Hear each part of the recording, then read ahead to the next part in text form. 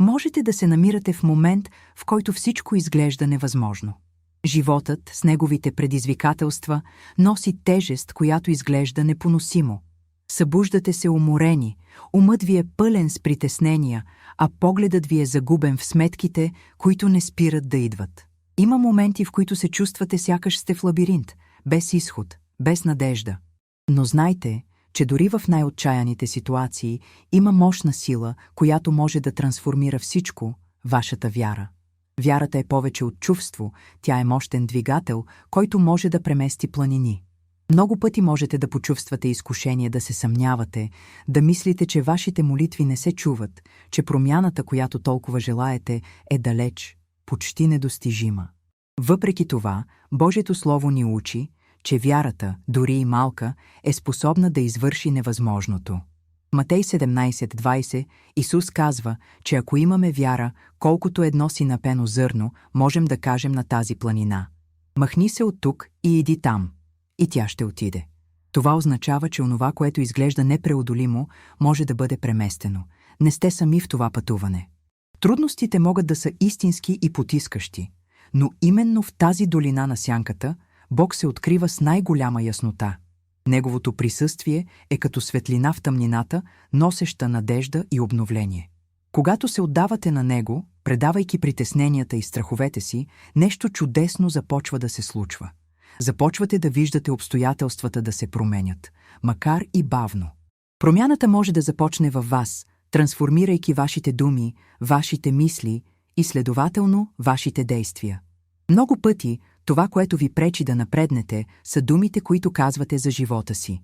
Всяко негативно изречение, което излиза от устата ви, подхранва тъмнината около вас. Но когато решите да пророкувате светлината на Бога върху вашите ситуации, вие отваряте пътя за трансформация. Обявете, че Бог е вашият доставчик, че Той е способен да възстанови това, което изглежда загубено. Този акт на вяра активира божественото обещание в живота ви. В този процес на вяра, вие трябва да си позволите да чувствате. Да, болката е реална, а емоционалната изтощеност може да бъде обсебваща, но когато признаете тези чувства и ги предадете на Бога, отваряте пространство за надежда. Апостол Павел ни напомня в послание до Филипяните 4, 6 и 7, че трябва да представяме своите тревоги пред Бога в молитва и мирът, който надминава всяко разбиране, ще пази сърцата и умовете ни. Този мир е дар, който идва отгоре, независимо от външните обстоятелства. Докато вървите по този път на вярата, започнете да визуализирате това, което желаете да видите реализирано. Това, което изглежда невъзможно пред вашите очи, е възможност за Бога да покаже своята сила. Не се фокусирайте върху размера на предизвикателството, а върху величието на вашия Бог. Той е специалист в това да прави онова, което хората смятат за невъзможно. Когато застанете във вяра, освобождавайки думи на надежда и провъзглас, вие ставате агент на промяна. Може да изглежда, че отговорът не идва, но помнете, Бог винаги работи зад кулисите на вашия живот. Понякога отговорът, който очаквате, не идва по начина, по който си го представяте, но това не означава, че Той не се грижи за вас. В Римляни 8:28 ни е напомнено, че всичко сътрудничи за доброто на тези, които обичат Бога. В края на този път ще разберете, че истинската трансформация започва, когато решите да вярвате. Непоколебимата вяра не е отсъствие на съмнение, а избор да се доверите въпреки несигурността. Когато се предавате на това доверие, вие давате възможност на Бога да направи това, което само Той може да направи. В този момент затворете очи и усетете присъствието на Бога около вас. Той е тук, готов да слуша вашите молби и да обнови вашата сила. Вярвайте, че невъзможното може да стане възможно във вашия живот. Като провъзгласявате своята вяра, вие се синхронизирате с божествената сила, която действа в полза на тези, които се доверяват на Него. Не е важно какво изпитвате, помнете, вашата вяра е ключът. И този ключ може да отвори врати, за които дори не сте знаели, че съществуват. Не подценявайте силата, която се крие във вас. Бог е готов да преобрази немислимото в реалност. Промяната започва сега, когато решите да вярвате. Не забравяйте, вие сте обичан, избран и подготвен да живеете чудо. Тази послание е знак, че Светия Дух действа в живота ви. Не сте сами и победата вече е ваша. Може да се питате как да направите първата стъпка към желаната трансформация. Първата стъпка е да признаете, че промяната не зависи само от външните обстоятелства, а от вътрешно решение. Трябва да решите, че няма да останете повече заседнали в отчаяние и негативизъм. Това решение е мощно и тук започва всичко. Дните могат да изглеждат като безкраен цикъл от разочарования, но промяната започва с нов поглед към вашата реалност. Това не означава да игнорирате трудностите, а именно да изберете да се фокусирате върху това, което Бог може да извърши в живота ви. Когато промените перспективата си, отваряте пространство за нови възможности. Вместо да казвате «не мога», започнете да утвърждавате «с Бог съм способен». След като получите този нов менталитет, започнете да създавате среда на вяра около вас. Това може да включва четене на Словото, слушане на музика, която повдига духа ви, и общуване с хора, които споделят същата вяра. Тези елементи укрепват вашата вяра и помагат да се отгледа надеждно сърце. Не забравяйте, че вярата е заразна. Когато се обградите с хора, които вярват, се изпълвате с положителна енергия и окуражаване. Друга важна практика е молитвата. Молитвата не е само момент да говорите, а и да слушате. Когато се свързвате с Бога, именно в това пространство Той започва да разкрива волята си и да ви насочва. Често отговорите на вашите въпроси и тревоги се намират в тишината на молитвата. Отделете време да бъдете в мълчание, за да чуете гласа на Бога. Той може да говори на сърцето ви по начини, които не очаквате. Освен това, практикувайте благодарност ежедневно. Благодарността има преобразяваща сила. Когато започнете да се благодарите за малките неща, вашата перспектива се променя. Вместо да се фокусирате върху трудностите, започвате да виждате благословиите, които вече са около вас. Това не означава, че проблемите ще изчезнат, но способността ви да се справяте с тях става много по-силна. В 1 Солунци 5:18 сме инструирани да благодарим във всякакви обстоятелства. Това е ключът към отваряне на врати за мир и радост сред бурите. Практически подход е да направите списък с молитви. Запишете вашите тревоги, желания и очаквания. Това не само помага да организирате мислите си, но също така ви позволява да видите какво вече е направил Бог в живота ви. Когато зачерквате отговорите на молитвите си, вашата вяра се укрепва. Ще забележите, че дори когато отговорът не идва по начина, по който очаквахте, Бог винаги отговаря и това носи дълбоко усещане за сигурност. Докато вървите по този път на вярата, е важно също да се погрижите за емоционалното и психичното си здраве. Не се колебайте да потърсите подкрепа около вас, било то от приятели, семейство или групи за подкрепа в църквата. Споделянето на вашите борби и победи е акт на смелост и може да е голямо облегчение. Не е нужно да носите този товар сами.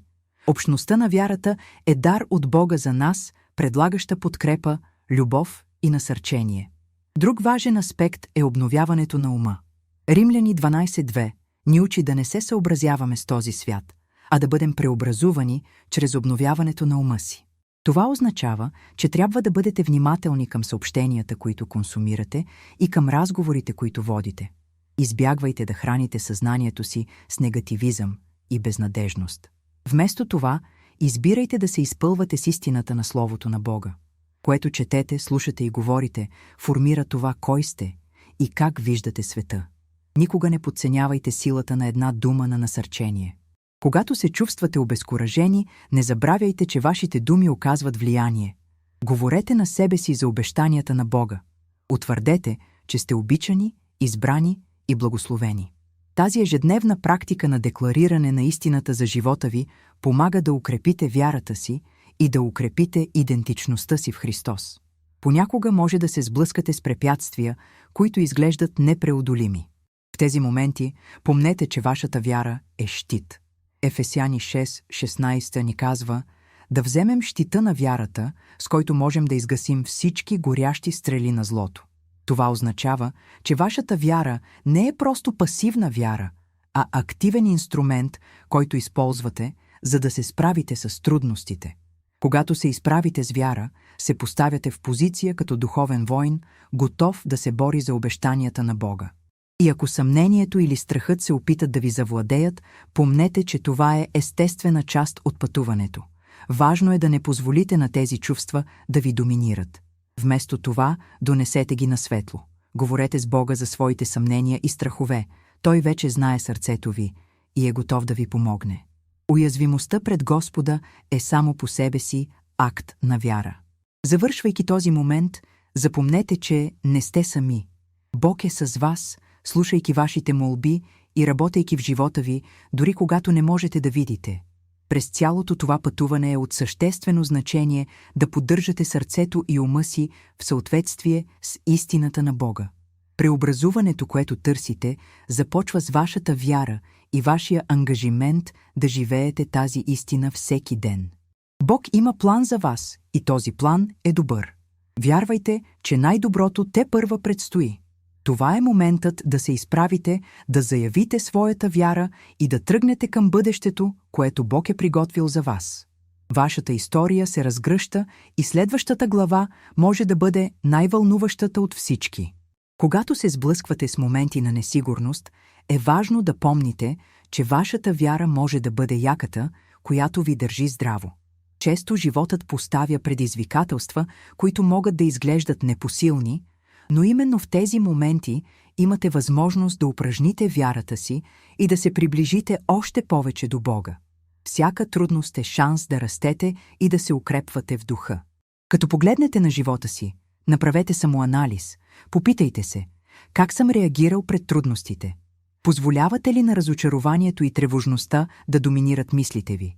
Или търсите присъствието на Бога и Неговите обещания? Тази рефлексия е съществена, за да осъзнаете къде трябва да се подобрите и как можете да се предадете повече на грижите на Господа. Практикуването на молитва е едно от най-мощните средства, с които разполагате. Това не е само момент на говорене, а също така и на слушане. Отделете време през деня, за да се свържете с Бога в спокойно обкръжение. В това пространство можете да отворите сърцето си и да споделите притесненията си, но също така трябва да сте готови да чуете Неговия отговор. Господ може да говори по фини начини, чрез мисъл, усещане или дори стих, който се появява в ума ви. Бъдете внимателни към това. Освен молитвата, четенето на Библията е безкраен източник на мъдрост и вдъхновение. Като се храните ежедневно със Словото, укрепвате вярата си и обновявате ума си. Библията е изпълнена с обещания, които важат за вашия живот, и всеки стих е възможност да си припомните силата на Бога. Когато се сблъскате с стих, който докосва сърцето ви, запишете го и медитира sobre него. Тази практика помага да разберете дълбочината на Божиите истини и да ги приложите в живота си. Други начин да култивирате своята вяра е чрез поклонение. Да слушате песни, които говорят за величието на Бога и Неговата вярност, може да промени обстановката около вас и да трансформира емоционалното ви състояние. Поклонението е форма на признание на силата на Бога и Неговото присъствие в живота ви. Когато декларирате истини чрез музика, вие също така пророкувате за своята реалност. Не подценявайте силата на общността на вярата. Да сте заобиколени от хора, които споделят подобни вярвания, е съществена подкрепа. Участието в молитвени групи или изучаване на Библията може да предостави безопасно пространство за споделяне на вашите борби и за празнуване на вашите победи. Взаимната подкрепа е жизнено важна в моменти на слабост и вие трябва да бъдете отворени да приемате и предлагате помощ. Понякога, когато се чувствате преуморени, е лесно да попаднете в капана на изолацията. Запомнете, че не сте създадени да се справяте с предизвикателствата на живота сами. Бог ни е дал един на друг, за да се подкрепяме и окуражаваме. Не се колебайте да поискайте помощ, когато е необходимо. Ако се борите, говорете с доверен приятел или духовен лидер за вашите трудности. Да се отворите пред другите може да бъде форма на освобождение и подновяване. Благодарността също трябва да бъде постоянна практика. В моменти на трудности е лесно да се фокусирате върху това, което не върви. Обаче, като практикувате благодарност, вие променяте своята перспектива. Опитайте да изброите 3 неща, за които сте благодарни всеки ден. Тази проста практика може да трансформира вашето мислене и да ви помогне да видите благословиите, които вече присъстват в живота ви. Запомнете, че вътрешната трансформация не се случва изведнъж. Това е непрекъснат процес и често постепенен. Бъдете търпеливи със себе си, докато учите да се доверявате повече на Бога и да се съгласувате с Неговото Слово. Промените могат да започнат с малки стъпки, но всяка от тях е значима. С течение на времето ще видите какъв ефект имат тези малки решения в живота ви. В моменти на криза може да почувствате, че ситуацията е извън контрол. Това е нормално. Въпреки това, когато предадете своите тревоги на Бога, вие му давате възможност да интервентира по начини, които не можете да си представите. Преотстъпването не означава, че се отказвате, а че се доверявате, че Бог има по-добър план. Дръжте ума си буден и внимателен спрямо външните влияния. Това, което консумирате, било то в медии, разговори или среди, може да повлияе на вашата вяра. Изберете да се обграждате с неща, които подхранват вашата душа. Ако нещо не допринася за вашия духовен растеж, помислете как да ограничите експозицията си към него. Това, което виждате и чувате, може да оформи вашите мисли и действия. Вашата идентичност в Христос е яката в моменти на несигурност. Вие сте обичан, избран и ценен в очите на Бога. Винаги помнете това. Когато се чувствате изгубени, се обърнете към истината за това, кой сте в Христос. Тази идентичност трябва да бъде вашата основа и точно от нея трябва да изградите живота си. Накрая, не забравяйте, че вярата не е линейно пътуване. Ще има височини и низини, моменти на съмнение и моменти на увереност. Важно е да продължавате напред, дори когато пътят изглежда труден. Бог е с вас на всяка стъпка, а вашата история се пише с любов и цел. Доверете се на процеса и позволете на вашата вяра да бъде светлината, която ще ви води, независимо колко мрачна може да изглежда ситуацията. Трансформацията, която искате, започва сега и вие сте по-силни, отколкото си представяте. Може да се чувствате натоварени с отговорностите на ежедневието и това е напълно разбираемо. Тежестта на задълженията може да ви накара да се почувствате на ръба на срив. Лесно е да се изгубите между изискванията на работата, семейството и собствените си очаквания. Често можете да се чувствате сякаш просто оцелявате, без да живеете наистина. В този контекст вярата става жизненоважен ресурс. За да се справите с това напрежение, е важно да създадете пространство в рутината си за духовна грижа. Посвещаването на няколко минути от деня си за свързване с Бога може да доведе до значителна разлика. Това може да се направи чрез молитва, четене на Библията или просто в моменти на тишина, която позволява Неговото присъствие да изпълни всеки кът на душата ви. Това качествено време с Бога е като духовен зарядно устройство, което носи обновление и перспектива. Можете също така да помислите за практикуване на библейска медитация. Техниката включва избиране на стих, който резонира с това, с което се сблъсквате, и повтарянето му в ума си, позволявайки на думите да проникнат дълбоко в сърцето ви. Тази практика не само помага за успокояване на ума, но също така позволява истината на Бога да се утвърди във вас, укрепвайки вярата и надеждата ви. Когато се фокусирате върху Словото на Бога, започвате да виждате ситуацията си в нова светлина. Освен да се грижите за духовния си живот, важно е също така да обърнете внимание на начина, по който комуникирате със себе си. Думите, които произнасяте на глас или дори в мислите си, имат огромна сила. Ако постоянно се критикувате или се принизявате, това може да повлияе на самооценката ви и на способността ви да вярвате в по-добро бъдеще. Променете този вътрешен разказ. Започнете да утвърждавате истини за това, кой сте в Христос. Декларирайте, че сте обичан, че сте способен и че сте силен. Тези утвърждения може да изглеждат прости, но оказват дълбоко влияние върху начина, по който виждате себе си и обстоятелствата си. Друга важна тема, която може да влияе на вашето благосъстояние, е средата около вас. Качеството на отношенията, които поддържате, е от съществено значение за емоционалното ви здраве. Обградете се с хора, които укрепват вярата ви и споделят позитивна гледна точка за живота. Приятели и семейство, които ви подкрепят и насърчават, са съществени за справяне с предизвикателствата, които се появяват. Бъдете готови да отворите сърцето си и да споделите борбите си. Често, простият акт на изразяване може да облегчи тежестта, която носите. Ако се окажете в кръг от негативизъм или разочарование, не се колебайте да се дистанцирате. Това не означава, че трябва да напуснете хората, които обичате, а по-скоро, че трябва да приоритизирате психичното и духовното си здраве. Ако е необходимо, потърсете съвет от духовен лидер или съветник. Разговорът с някой, който може да предложи външна и мъдра перспектива, може да бъде много полезен. Практиката на благодарността, която вече споменахме, също може да бъде мощен съюзник. Започването и завършването на деня с размисъл за нещата, за които сте благодарни, може да промени вашето мислене. Вместо да се фокусирате върху трудностите, започвате да виждате малките благословии, които присъстват в живота ви. Това не само насърчава по-позитивно умствено състояние, но и укрепва вярата ви. Когато се сблъскате с трудности, не се страхувайте да призовете за помощ. Молитвата е мощно средство и можете да я използвате по всяко време. Няма значение колко малка или голяма е вашата молба, Бог винаги е готов да слуша. Общуването с Него носи утеха и яснота, и често отговорите, които търсите, стават по-очевидни, когато се отдадете на този диалог. Друга стратегия, която може да бъде полезна, е да водите дневник на молитвите.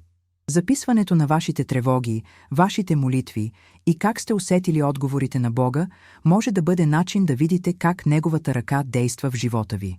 С времето ще имате регистър на това как Бог е действал във ваша полза, което може да бъде силно насърчение в моменти на съмнение.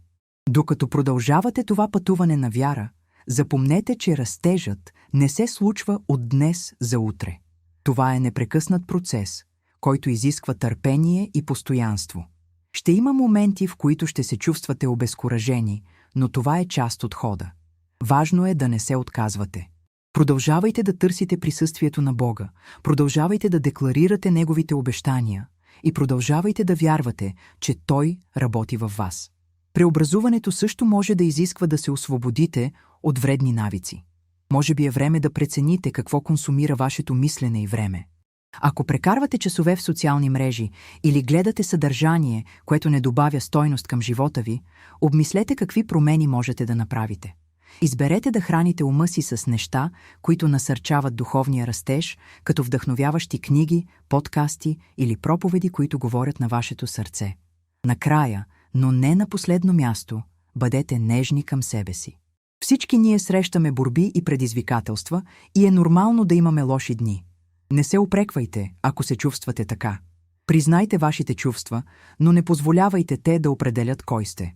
Запомнете, че вие сте любимото дете на Бога и Той винаги е готов да ви помогне да се изправите отново.